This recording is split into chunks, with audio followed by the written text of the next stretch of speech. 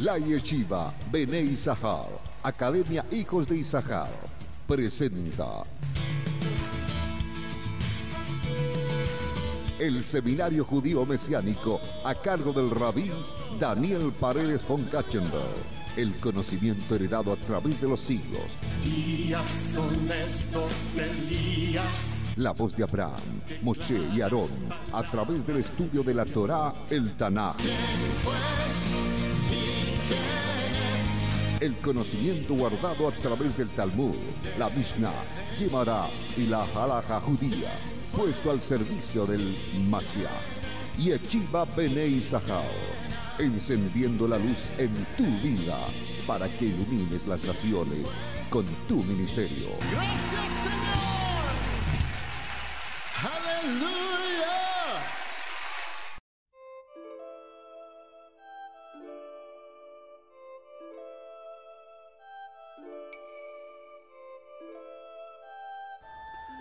Saludos amigos, es una alegría poder dar inicio a esta escuela de profetas, de nabíes.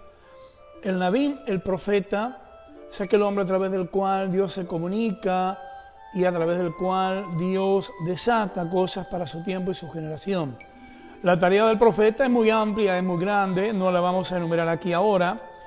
Basta decir que hay profetas que escriben, otros son videntes, ven, otros lo hablan.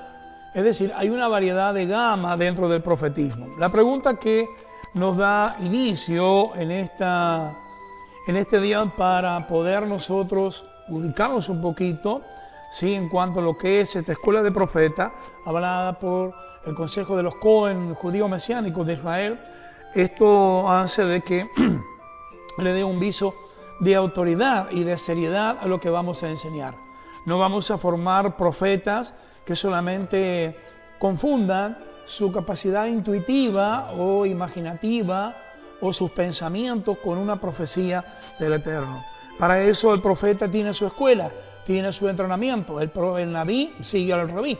El rabí es quien enseña al nabí, al profeta, quien lo instruye, quien lo capacita, puesto que es un ministerio sumamente amplio. Bien, la primera pregunta nos decía, ¿qué es un profeta? Creo que ya lo hemos dicho. ¿Y cuál es la diferencia entre Moisés y los demás profetas? Dentro del judaísmo nosotros miramos a Moshe Rabbeinu, nuestro querido maestro Moshe, como lo máximo dentro de la profecía.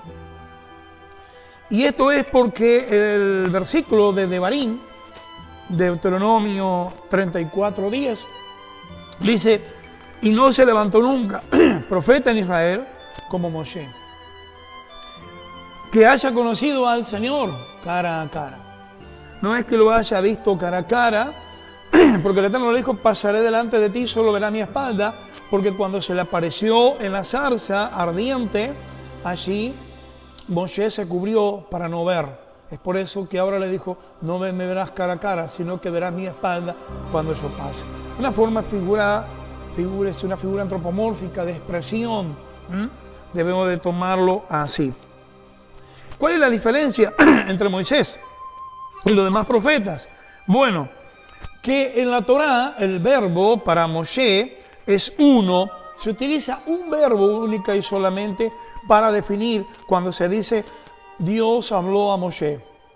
Y hay otro verbo totalmente diferente, distinto, que se utiliza para los profetas, cuando se dice y habló Dios al profeta. Ahora bien, ¿por qué es esa diferencia? Porque Moshe recibió le kabel, de ahí Kabbalah, recibió y transmitió tal cual como lo recibió. En cambio los profetas, los nabí posteriores, ellos agregaron algo de su sentimiento nacionalista, de sus sentimientos personales, a lo que es el mensaje que tenían del Eterno. Por el otro lado, las maravillas que Moshe hizo como profeta fueron hechas en presencia de todo Israel.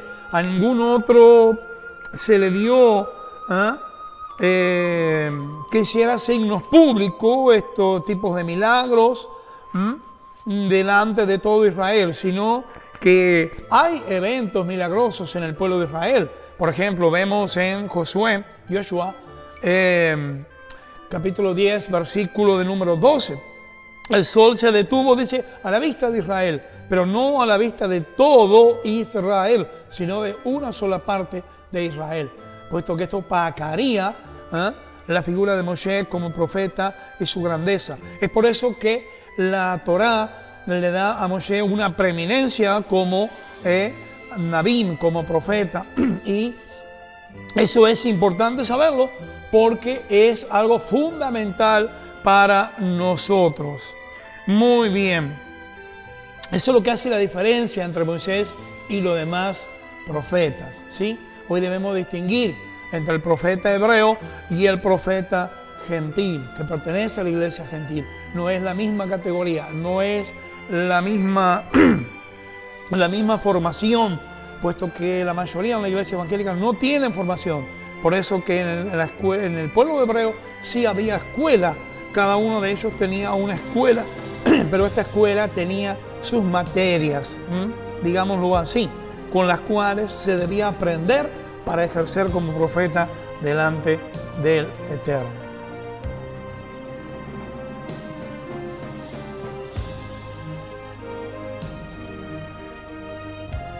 La segunda pregunta a la que daremos respuesta tiene que ver justamente con la realidad de la profecía. ¿Qué es necesario para ser profeta? ¿Qué es necesario para serlo? Nuestra pregunta es si todos califican para ser profeta. En realidad, a la vista de la Besorá Tová, las buenas nuevas, podemos decir de que todos podemos ser usados en profecía. Es un don del Ruach HaKodesh, lo cual no califica para profeta. Profeta es un ministerio aparte a quien Yoshua HaMashiach, Jesús el Mesías, llama particularmente a cada uno. Y él constituyó a unos apóstoles, profetas. Muy bien. Ahora, veamos que en realidad, cuando hablamos verdaderamente de la profecía, ¿qué es? La profecía es una emanación que el ser divino, Dios, proyecta a través y por mediación del entendimiento activo, primeramente sobre la facultad racional del hombre, cuidado con esto, y luego sobre su imaginación, y constituye el más alto grado de perfección humana que estriba en el acabadísimo desarrollo de la facultad imaginativa. Digamos que es la profecía un poder que no se puede encontrar en persona alguna, ni nadie la puede adquirir solo mediante el cultivo de sus facultades mental y moral, sin alcanzar también al mismo tiempo una mayor excelencia natural de la imaginación. Es decir, ¿qué es necesario para ser un profeta? En primer lugar, el llamado. Si no eres llamado, no te involucres en esto. Ahora bien, debemos de tener en cuenta, ¿sí?, que los hombres que han sido llamados, por lo general tenían tres cosas fundamentales que eran necesarias para ser profeta. Y vamos a enumerarlas. La primera es la de retener las impresiones de los sentidos. Entendamos bien, retener las impresiones de los sentidos. Segundo, la de combinarlas. Y sobre todo, la de formar imágenes. Muy importante. Esta principal y más alta función se cumple estando en reposo de los sentidos, pues entonces recibe hasta cierto punto inspiración divina, en la medida en que está la persona predispuesta para ello. Tal es la naturaleza de los sueños, que luego se contrastan con la realidad y también de la profecía, los cuales se distinguen de esta por la cantidad, más no por la cantidad. Por ejemplo, dicen los sabios que el sueño es una 60ª parte de una profecía. Ahora, ¿qué necesita? ¿Qué necesita? ¿Qué necesita el hombre para ser profeta? Digamos que la sustancia de su cerebro ha de ser perfectísima, en grado de pureza material, en la composición de sus diferentes partes, tamaño y colocación, ninguna parte del cuerpo de sufrir enfermedad ni flaqueza, y habrá de haber estudiado y adquirido sabiduría, de modo que su facultad racional actualice cuanto lleva en potencia. Debe estar ausente de su ánimo, por ejemplo, los bajos deseos y apetitos, el ansia de placeres, de comer, de beber, de cohabitar y tener relaciones sexuales indebidamente y en tiempo no especificado. En una palabra, todos los placeres relacionados con el sentido del tacto. Es menester también que el profeta desarraigue de su corazón, por ejemplo, todo pensamiento o deseo de vano poder y dominio. Esto es, esa ansia de victoria, de que haya un gran número de gente que le sigan. Esa tendencia de ser seguido, de ser famoso, tiene que desarraigarla. También la de adquirir honores y criados que le sirvan. El profeta se ha de conducir respecto al pueblo, tratando a la multitud siempre conforme a lo que verdaderamente vale.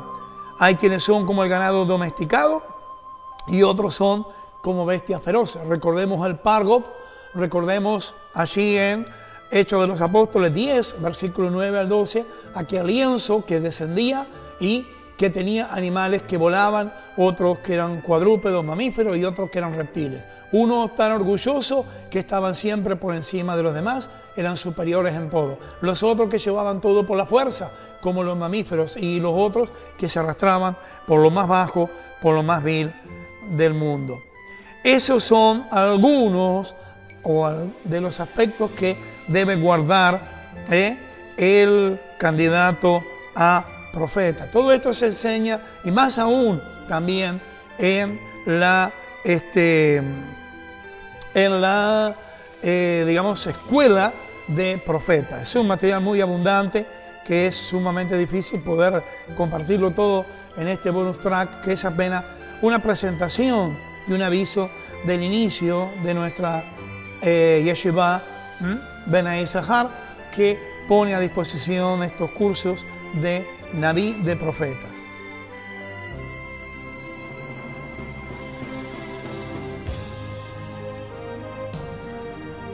La tercera pregunta nos hace es cuáles son las tres perfecciones que necesita el Naví, el profeta. Veamos, en primer lugar, la perfección mental, ¿sí? Hablaremos de ello en nuestro curso. La perfección mental que se adquiere a través del estudio. Mucha gente por ahí dice, no hay que estudiar, el Espíritu Santo, el Ruach HaKodesh, me va a dar que hablar. No, dice que te va a dar que hablar cuando seas llevado delante de los tribunales y tengas que presentar defensa en tu caso y no tengas con qué explicar tu fe. Allí sí te será dado que hablar por el Ruach HaKodesh, no de otra manera. Por eso dice el Mashiach, escudriñad, investigad. Esa es la palabra Midrash. Investigad las escrituras. Para eso puso también Moré, rabinos, en la Keilah, es decir, en la congregación. En segundo lugar, la perfección de la naturaleza imaginativa.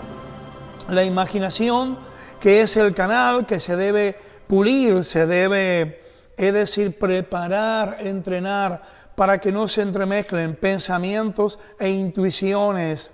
Hay gente que no tiene capacidad profética, simplemente intuye en un grado muy profundo, muy fino, aquello que está viviendo la persona y entrega una palabra a veces como si fuera de Dios, y eso no es profecía. Ojo, cuidado con eso, porque podemos caer en condenación. Por lo tanto, la perfección de la naturaleza imaginativa.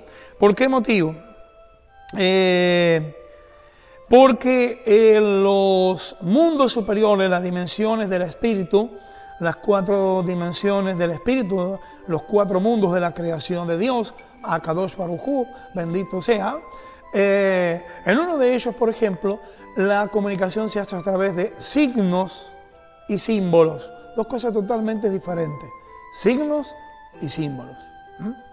Recordamos las palabras de Gustavo Adolfo Becker, que decía que conocía un idioma, que no tenía palabras, eran solamente símbolos y signos. Muy bien. Y por último, la perfección moral que debe tener el Naví. Él debe alcanzar, es decir, a través de suprimir todo tipo de preocupación, la perfección moral. Debe suprimir los placeres corporales, ¿sí?, para que no dominen, debe tener su dominio propio, debe suprimir toda especie también de locura, es decir, de desvaríos, de desequilibrios y toda preocupación por, o también llamado mala ambición, es decir, ambición de ganancias deshonestas. Muy bien.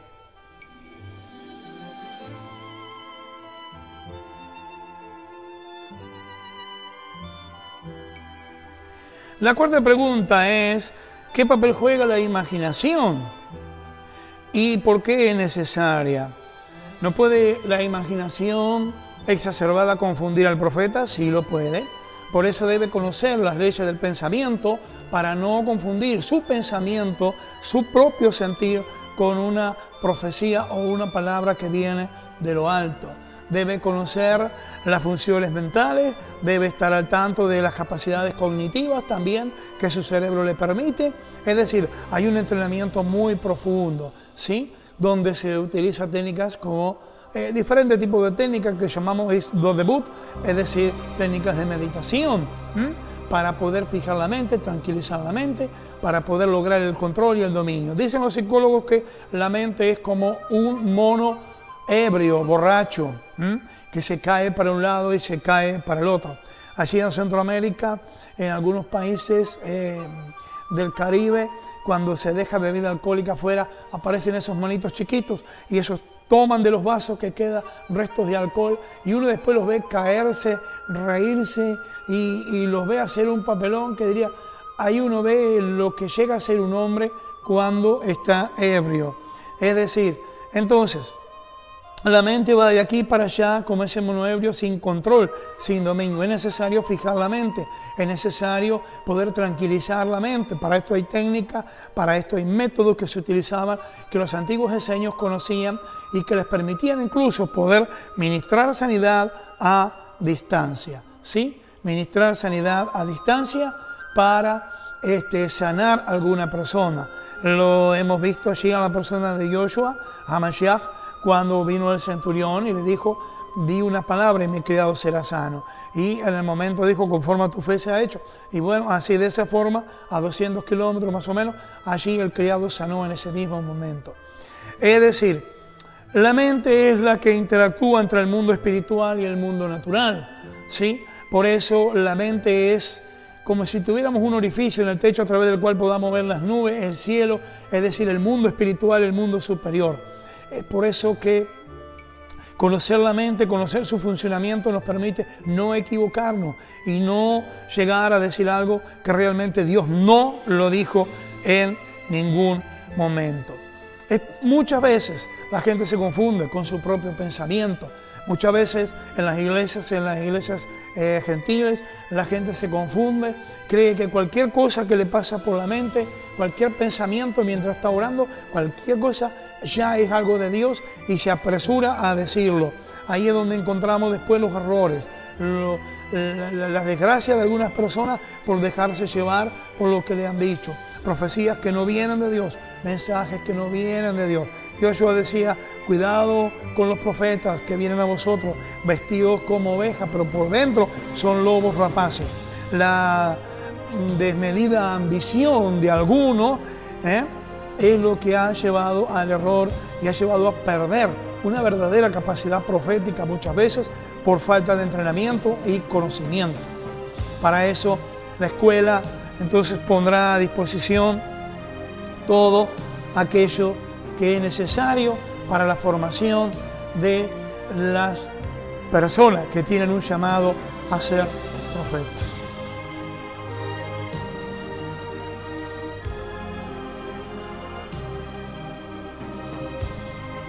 Hemos dicho que vamos a ofrecer un bonus track acerca del profeta y de la profecía. Muy bien. Veamos, por ejemplo, comentarios de la Mishnah, Sanedrín, en el capítulo 10, versículo 1, así se nos dice que la profecía es un acoplamiento del intelecto humano con la mente de Dios. El sexto principio de la creencia judía es el de la profecía.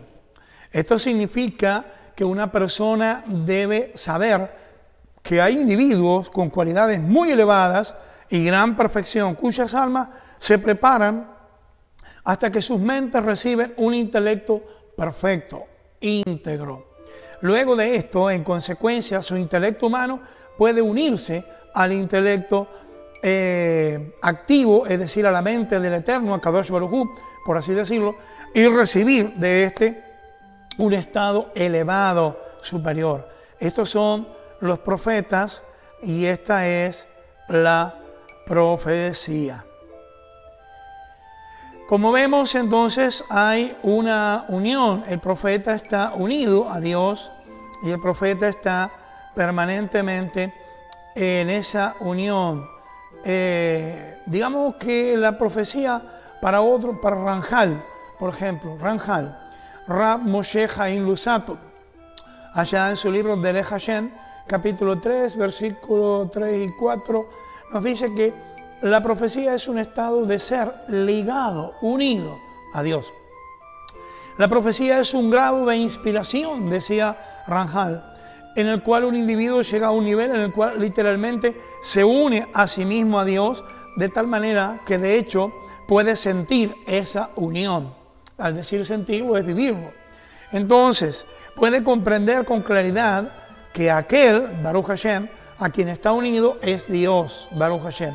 Esto se siente con absoluta claridad, con una conciencia que no deja lugar a ninguna duda. La persona está tan segura de esto como si se tratara de un objeto físico que está observando con sus sentidos físicos. El principal concepto de la verdadera profecía es, por lo tanto, que una persona viva logra tal unión y apego a Dios. Y sin embargo, a pesar de esto, a menudo está acompañado por cierta información o aclaración. A través de la profecía, la persona puede acceder al conocimiento de muchas verdades elevadas que se encuentran entre los misterios ocultos. Dice Ramjal también en Bajat de Bunot 177 por allá, que la profecía es el conocimiento de Dios que se logra a través de una parcial revelación de su gloria, de su Shejinah. La profecía entonces es el conocimiento y el logro de Dios, porque Dios le da algo de su gloria, Shejinah, al profeta, al Nabí.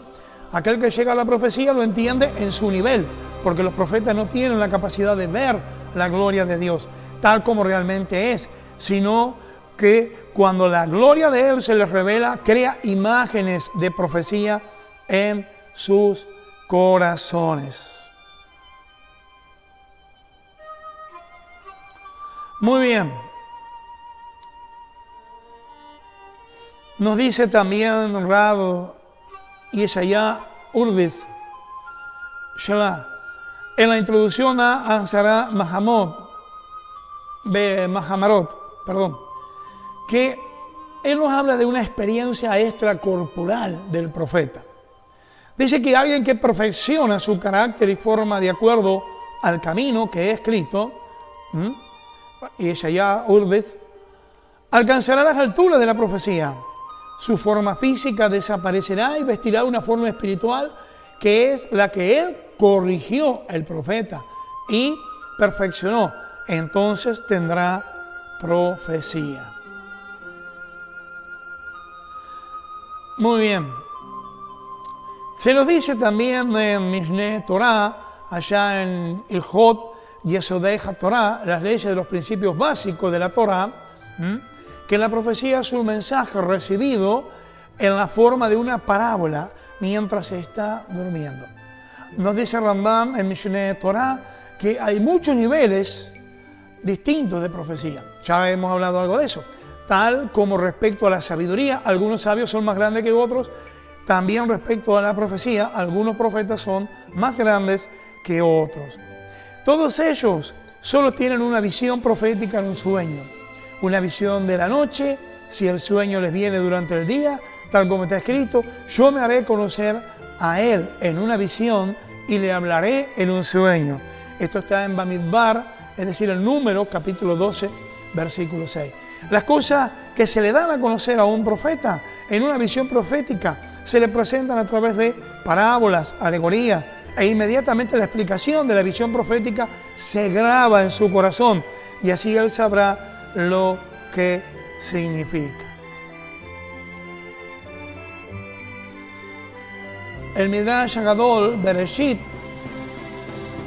explicando Bereshit 22.3, Génesis 22.3, una profecía no deja lugar a ambigüedades. Por ejemplo, allí se nos habla y se estudia sobre la Akedah. Abraham se levantó temprano en la mañana. Esto nos enseña el poder de la profecía. A pesar de que la profecía tiene lugar durante la noche en un sueño o durante el día después que la persona se haya quedado dormida, todo lo que el profeta ve es absolutamente claro y él no tiene duda ni incertidumbre al respecto. Esto habla de los mecanismos de la nebuá, de la profecía. Esto habla de la forma en que la profecía llega al hombre de Dios y por eso es que el profeta, el Nabí, tiene que tener una formación sumamente grande e integral.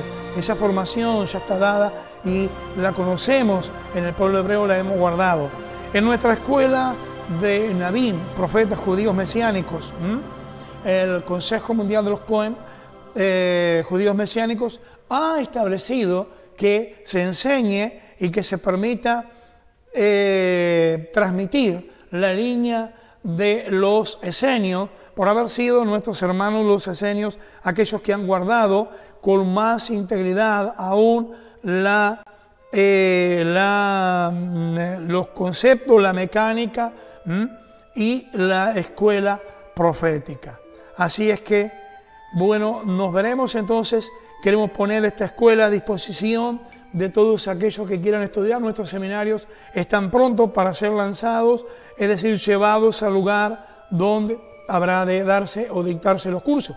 Pueden comunicarse con nosotros a nuestro correo, a nuestro Skype o a través de nuestro Facebook, conmigo, quien estoy a cargo de la dirección de estos cursos. ¿Sí? Muy bien, es decir, tienen un costo, es un poquito alto, no muy alto, pero es un poquito alto. Son conocimientos que no se transmiten, conocimientos guardados a través de los siglos, conocimientos que solamente ahora nos ha sido permitido transmitir a las generaciones actuales. Que Dios los bendiga, Shalom Ubrajá, y bueno, que podamos aprender más y aquellos que tengan el llamado a ser Nabí, a ser profeta, puedan hacerlo y llevar adelante el mejor ministerio para la gloria y la honra del Eterno, Akadosh Baruj Hu.